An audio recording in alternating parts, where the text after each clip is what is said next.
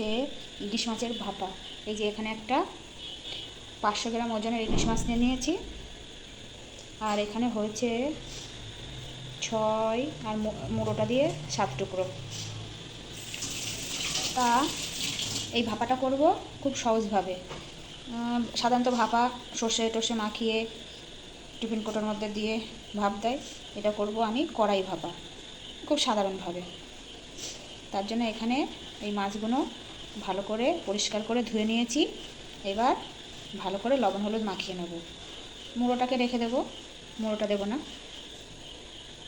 বাকি মাছগুলো দিয়ে ভাপা করব। আর কি কি মশলা দেব সেটাও তোমাদের সঙ্গে পরে বলছি। এবার দেখো মাছটাকে ভালো করে লবণ হলুদ মাখিয়ে নিয়েছি, আর এখানে নিয়ে নিয়েছি তেজপাতা, শুকনো লঙ্কা, সামান্য চিনি, কালো জিরে, জিরের গুঁড়ো, হলুদ গুঁড়ো, পরিমাণ মতো লবণ আর কাঁচা লঙ্কা। এগুলো দিয়ে আজকে আমি কড়াইতে ইলিশ মাছের ভাপা করব। ততক্ষণ কড়াইটা গরম করে নিই। কড়াইয়ের তেল গরম হয়ে গেছে, এবার কালো জিরে দিয়ে দিয়েছি, শুকনো লঙ্কা,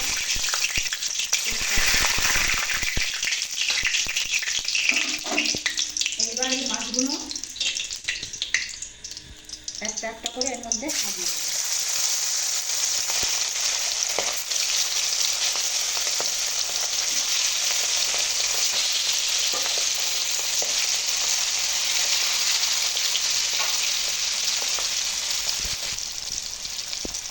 এইবার একটু দুটি উল্টে নেব।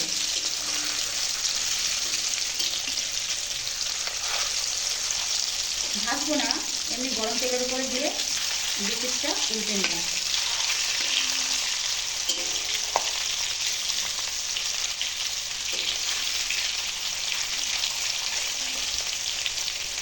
এবার এই মশলাগুলো সব দিয়ে দেবো।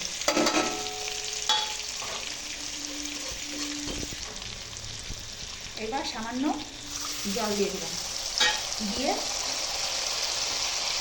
একটুখানি ঢাকা চাপা দিয়ে ঢেকে রাখবো। আর এখানে নিয়ে নিয়েছি লঙ্কা গুঁড়ো আর সর্ষে পাউডার। সর্ষেটা বাটিনি, গুঁড়ো সর্ষে কিনে নিয়ে এসেছি।